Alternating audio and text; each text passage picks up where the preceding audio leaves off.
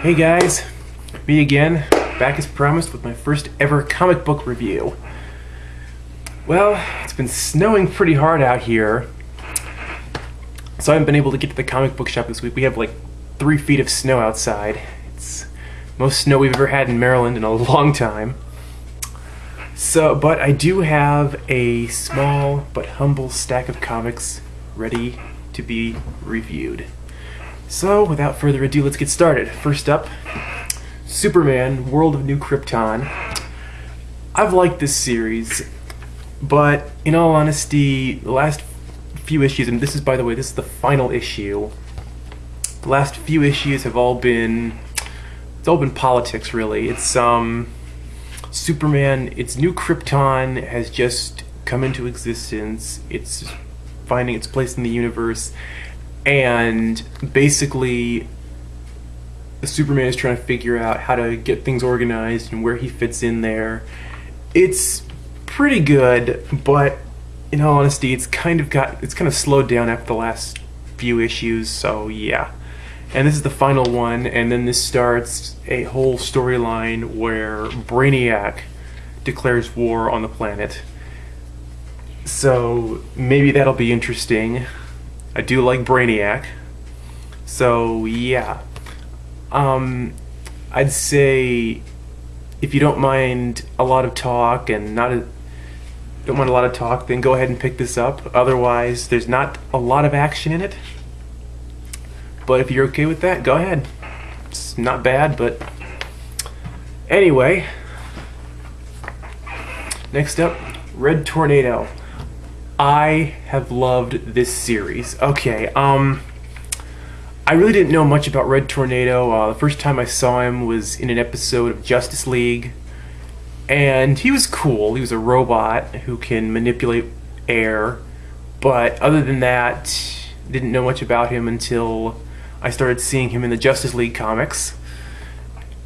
And then he actually really became a cool character. I mean, his name's John Sutton. He has a wife. He has an adopted daughter. And he's still a robot, which I'm not quite sure how that works, but it is still pretty cool. And in this story, basically they give him siblings. They give him a sister, a little brother, and black sheep of the family is the villain. This one really was a good ending to the story. I expected the final battle to be a little bit more dramatic, a little bit more intense, but that's a mild criticism. It just leaves the whole thing open-ended, so you know that all the characters have gone their separate ways, but the story's open-ended, so you know they can come back. And I'm really interested to see how that works out. So yeah, if you get the chance, pick it up. I've loved this series. If you like Red Tornado, or if you're looking for something cool, this is definitely something you want to look into. Next up, Booster Gold. I love this character. He's one of my favorite superheroes. Title even says, the greatest hero you've never heard of. And for those of you who don't know, Booster is a time traveler. He comes from the 25th century. He was a football player who was caught betting on his own games, and then, yeah, nobody wanted him after that. But then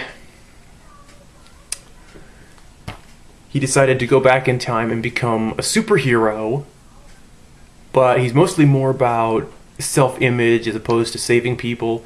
Yet he still manages to be a superhero, but only when no one's looking, really.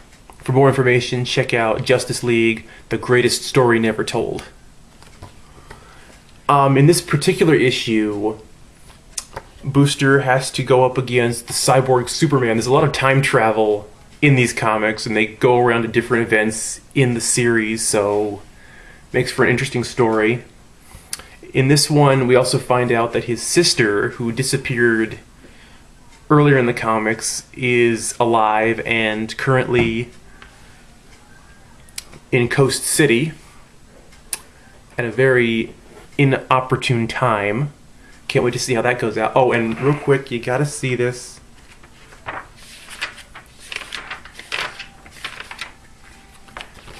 Cyborg Superman right there. Doesn't he look awesome?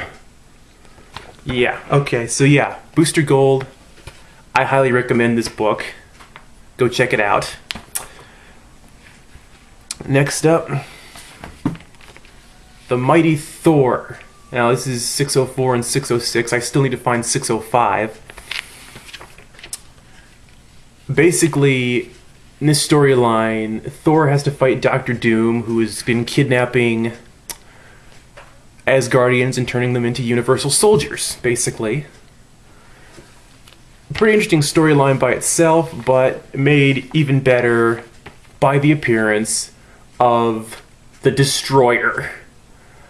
I about flipped out when I found out the Destroyer was in this comic. I've read about the Destroyer.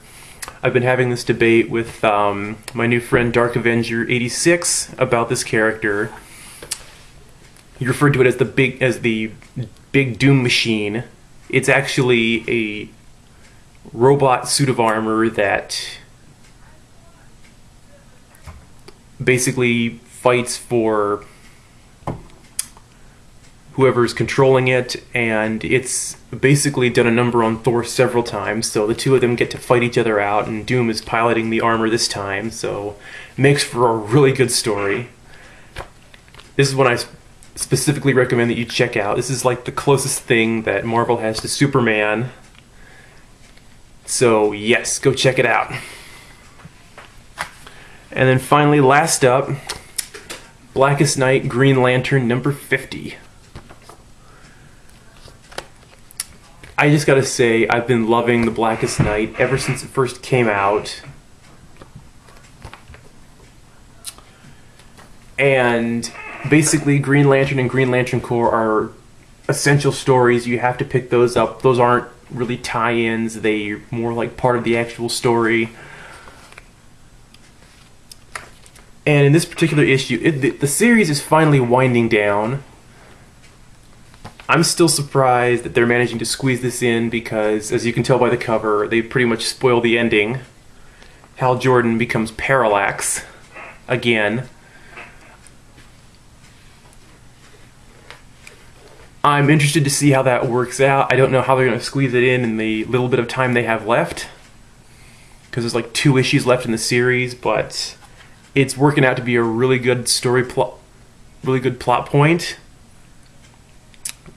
And I've heard some people a little surprised because Parallax was not really the best idea they came up with for the Hal Jordan character, and yet somehow it's well known and memorable. And it seems to be working here. So yeah, if you get the chance, pick that one up.